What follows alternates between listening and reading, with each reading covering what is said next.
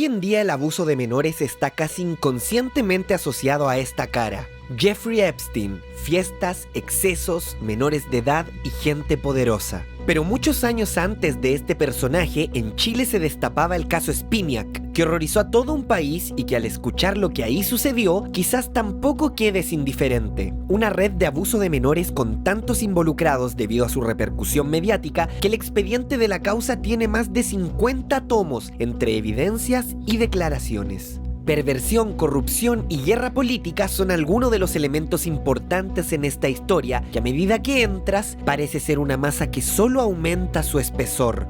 Si quieres saber más, te invito a suscribirte a este canal, buscar algo rico para comer y relajarte porque aquí comienza el terrible caso Spinac.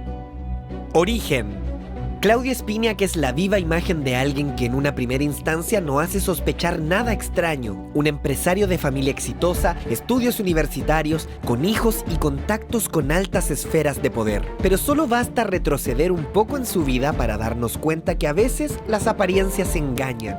Desde los 12 años fumaba casi una cajetilla de cigarros al día y a los 18 comenzó con la marihuana, posteriormente LSD y finalmente la cocaína, sustancia a la que se volvería adicto la mayor parte de su vida. Trabajó en el negocio de su familia y abrió su propia cadena de gimnasios, Go Fitness and Spa. Se divorció y tuvo su primera experiencia homosexual a los 32 años, comenzando a frecuentar saunas gay donde era conocido como Jaime, su segundo nombre, siendo una perfecta metáfora de la doble vida que comenzaría a construir.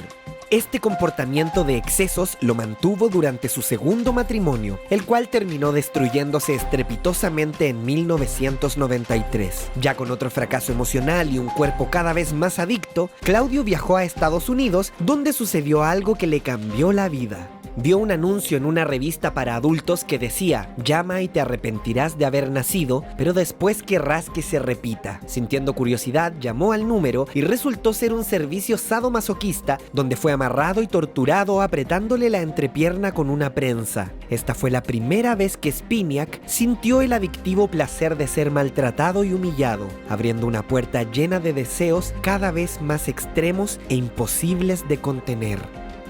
Arresto.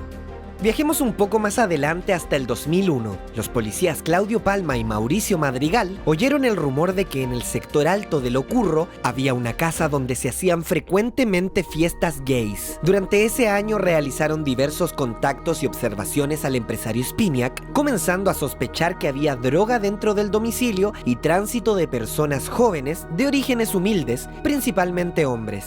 El 17 de diciembre de 2002, el empresario se encontraba en su auto con los narcotraficantes Patricio Egaña y Jaime Acevedo en el sector de Lo Curro, Santiago. Un carabinero le realizó un control de identidad preventivo esperando poder incriminarlo. Claudio Spinac fue sorprendido con 4 gramos de cocaína, razón suficiente para que una jueza solicitara un allanamiento a su casa, destapando una gigantesca olla a presión. Dentro de su casa encontraron sustancias ilícitas, armas de fuego, un silenciador prohibido en el país, un ropero con disfraces del Marqués de Sade, látigos, un álbum con cerca de 400 fotografías de jóvenes desnudos y videos donde podía apreciarse a Claudio y a otros invitados. Por todo el revuelo mediático se le asignó una habitación individual para protegerlo de los demás internos y en sus primeros meses incluso ocupó un segundo piso para él solo, espacio acondicionado para 28 personas. Fumaba unos 40 cigarros diarios, se encontraba solo la mayor parte del tiempo y en ocasiones era visitado por familiares que se comunicaban a través de un vidrio blindado. Era vigilado 24 horas por una cámara de seguridad y solo se le permitía comer con servicios de plástico para evitar que pudiera acabar con su propia vida.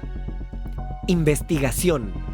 La historia difundida por la prensa cuenta que Claudio pagaba a delincuentes para que actuaran como proxenetas. Ellos se acercaban principalmente al sector Plaza de Armas, muy conocido como epicentro de la prostitución masculina, para buscar hombres jóvenes a los que les ofrecían dinero para realizar todo tipo de actos. Una de las primeras personas en declarar fue su empleada Mónica Fariña, reconociendo que Spinac realizaba fiestas cuando sus hijos no estaban en la casa y que en varias ocasiones incluía a jóvenes de origen humilde. Solía terminar limpiando papelillos, botellas, preservativos usados y ropa interior que no pertenecía a don Claudio.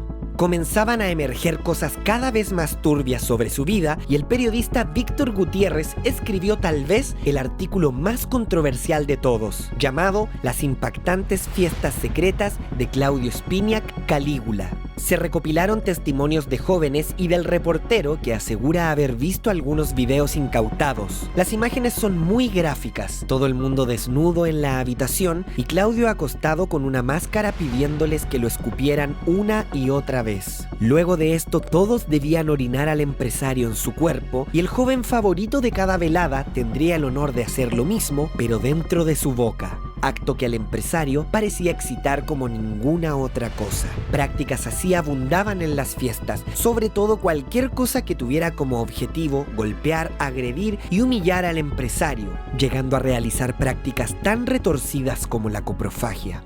Miguel Quiroga, el proxeneta que fue su mano derecha, estuvo prófugo 5 años antes de ser detenido por las autoridades en medio de una entrevista donde contaba que planeaba entregarse pacíficamente. El informe psiquiátrico del Servicio Médico Legal dijo que Claudio tenía al menos 5 parafilias severas, trastorno bipolar agravado por el consumo de sustancias y además una homosexualidad no asumida totalmente. Si te gusta mi trabajo y realmente quieres apoyar este contenido, considera convertirte en miembro del canal para recibir entretenidas recompensas y permitirme continuar la creación de estos videos. Continuamos. Caos político.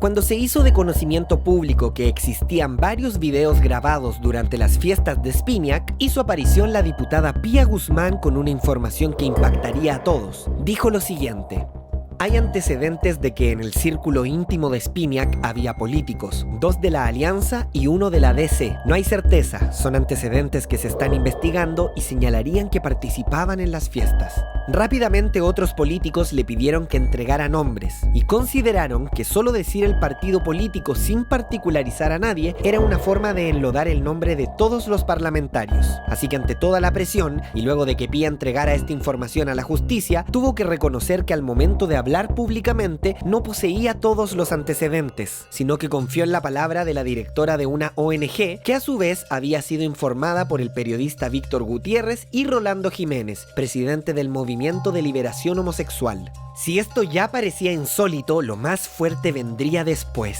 En una columna escrita por el sociólogo Pablo Juneus, se señalaría que los senadores Carlos Bombal y Jovino Novoa podrían ser los políticos que participaban en las fiestas, acusación que agarró fuerza ya que tanto Claudio Spiniak como Jovino Novoa frecuentaban el mismo centro de esquí. Pablo tuvo que reconocer que solo se basó en rumores de pasillo para las acusaciones luego de ser demandado por los senadores, con quienes terminó llegando a un acuerdo extrajudicial.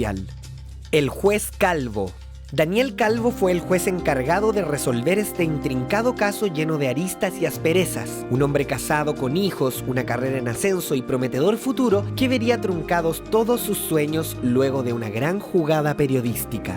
Ignoro los motivos que esta persona tenga para hacer público dicho aspecto de mi vida privada, lo que constituye un intento de extorsión encubierto. El hecho es efectivo. Chilevisión emitió una nota donde con una cámara oculta grabaron al dueño de un sauna gay de Santiago conversando con el juez, quien reconocía asistir frecuentemente al lugar y que al emitirse la nota, su reputación quedaría entredicho por todo el país. Yo encuentro grave que armen un enredo como el que están armando ustedes. Ahora esto no sería motivo de, a lo mejor... ¿Pero por qué? Y si resulta que yo soy maricón, a ver, ¿qué podría pasar? El canal, que en ese momento se encontraba bajo la dirección del que luego sería candidato a presidente, Alejandro Guillé, afirmó que su intención era revelar la doble vida del juez Calvo y que les preocupaba que posibles chantajes sobre su vida sexual pudieran entorpecer su labor investigando la red de abuso de menores de Claudio Spiniak. Guillé y otros 4 funcionarios de Chilevisión fueron procesados por difundir material grabado en un recinto privado sin autorización y unos años después, la Corte Suprema condenó al canal a pagar una indemnización de 120 millones de pesos a Daniel Calvo, quien fue removido del caso y reemplazado con el juez Sergio Muñoz. Gemita Bueno. Durante toda esta convulsión, Canal 13 presentó la confesión de Gemita Bueno, una chica señalada como testigo clave. En ese momento fue quien avivó las acusaciones contra Jovino Novoa, describiendo detalles específicos de su cuerpo desnudo y diciendo que permaneció meses cautiva en la casa de Spiniak. Todo esto se lo confesó primero al sacerdote conocido como Cura Jolo, quien validó su historia como cierta. Según sus declaraciones ante el juez, Gemita se arrancó de su casa en Rancagua y terminó viviendo en Santiago, al borde del río Mapocho, sumida en la pobreza y drogadicción. Dijo haber visto a un hombre en un auto muy lujoso, quien se acercaba a los niños diciéndoles que podía cobijarlos y atenderlos en su casa. Los primeros días fue muy amable, pero luego le exigió a Gemita que le pagara por todo lo que había hecho para cuidarla, sacándose fotografías desnuda y teniendo relaciones con otros hombres. Como la chica se negaba, Spiniak llegó a amarrarla a una silla con un cableado que la hacía recibir fuertes golpes eléctricos. Con respecto al senador Novoa, dijo: a este tipo lo conozco al revés y al derecho. Él era casi mi marido, pues de todas las menores que estábamos, siempre me elegía a mí. A medida que pasaban los meses, la historia de Gemita y el cura Jolo se volvía más y más intrincada. En varios detalles de su testimonio comenzaron a notarse ciertas lagunas y hasta contradicciones que se acrecentaron públicamente cuando su médico tratante, la psiquiatra María Luisa Cordero, la calificó como mitómana en una entrevista. La confesión. El 1 de agosto de 2004, Gemita le confesó a un periodista de La Tercera que todas las acusaciones contra Jovino Novoa eran falsas. Cuando salió el primer relato, todos quedamos muy sorprendidos porque era muy cruento. Y estaba respaldado por entidades potentes, o sea, la iglesia le había respaldado su relato, el Sename había respaldado su relato. De un momento todo se centra en lo que decía relación con un verano, que ella decía haber estado en el Arrayán secuestrada y siendo torturada y atormentada y abusada por Jovino Novoa, y se empiezan a encontrar 2 o 3 datos que rompían esa temporalidad que ella daba, si es que había estado de verdad en el Arrayán. Ella refiere a haber estado secuestrada en cautiverio algo de 7 meses en la casa de Spiniak. Un lapso que se va cayendo. Nosotros vamos investigando, hacemos una reconstrucción de su vida y nos damos cuenta que ese lapso era imposible de sostener. Cuando fue interrogada de por qué había mentido, ella acusó al cura Jolo de obligarla para defender a Pía Guzmán, quien se encontraba con una gran carga política luego de señalar que parlamentarios frecuentaban las fiestas. Es decir, todo esto no habría sido más que una fachada con una intención política detrás. Gemita Bueno y el cura Jolo fueron procesados por falso testimonio, dejando a todos los demás acusados sobreseídos. Conclusiones. Para quien conozca este caso, sabrán que lo que conté es solo la punta del iceberg que, entre muchas contradicciones, sentencias, investigaciones e información confusa, dejan al caso Spiniak como uno de los más misteriosos y mediáticos jamás vistos. El juez Muñoz determinó que la red de Spiniak funcionaba desde 1988 y el empresario quedó en libertad en diciembre del 2013, luego de 10 años en la cárcel gracias a una reducción en la condena por buena conducta. En una entrevista concedida por Spiniak el 2008, aún encarcelado, afirmó que no permitía el ingreso a menores de edad en sus fiestas y hasta llegó a pedirles la cédula de identidad si dudaba, pero probablemente más de algún menor pudo haber ingresado de todos modos. Según él, la reclusión y la sobriedad lo transformaron y anunció estar decidido a combatir la droga y la prostitución de jóvenes como retribución por su deuda con la sociedad, aún sabiendo que encontraría muchas críticas en el proceso. Actualmente se encontraría viviendo lejos de la ciudad en una parcela y dedicado exclusivamente a la poesía. 1000 historias quedaron sin resolver. Por ejemplo, los policías que en un inicio fueron felicitados por su labor, luego se les dio de baja por haber perdido 22 videos donde aparecían invitados a las fiestas de Spiniak. Distintas personas aparecieron en los años venideros diciendo que habían sido amenazadas para guardar silencio, incluyendo a la ex psicóloga del Servicio Nacional de Menores, Rina Montt. Bueno, de hecho yo te quiero comentar que el teléfono de mi casa, mi celular institucional del Sename y mis correos electrónicos fueron intervenidos por él. Yo hice la denuncia en la fiscalía y la fiscalía me contestó que era súper difícil poder probar eso. Aunque se habló constantemente de una red de tráfico de menores, pareciera que Claudio nunca dio instrucciones de buscar a niños, solo hombres jóvenes, por lo que sigue quedando en el aire si parte del revuelo que se armó fue también una bomba de humo para evitar apuntar los dardos contra políticos o empresarios que realizaban prácticas parecidas en su intimidad. Cuando yo entré a la UDI, yo era chica, tenía 15 años. Y me acuerdo una vez fuimos a Punta de Tralca, ¿ya? En un evento político, un retiro espiritual político. Y después en la noche, el bailongo, la fiesta, de hecho fue hasta el Coco Legrand a contar chistes, todo súper chévere.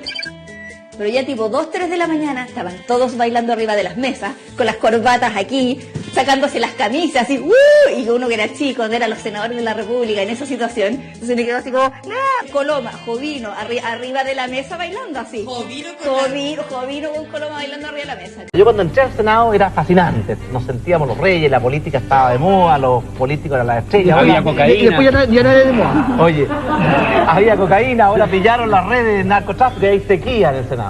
¿Qué opinas de todo este caso? La verdad no es nada fácil resumir algo tan complejo e intrincado, pero si quieres más información, te dejo un enlace a Las venas abiertas del caso Spinac, un excelente resumen realizado por periodistas de la Universidad de Chile con más de 300 páginas de información. ¿Qué habrá detrás de los múltiples misterios que rodean el caso Spinac? Si te gusta mi canal, recuerda suscribirte, compartir con un amigo y continuar la conversación en la caja de comentarios. Nos vemos en un próximo video y adiós.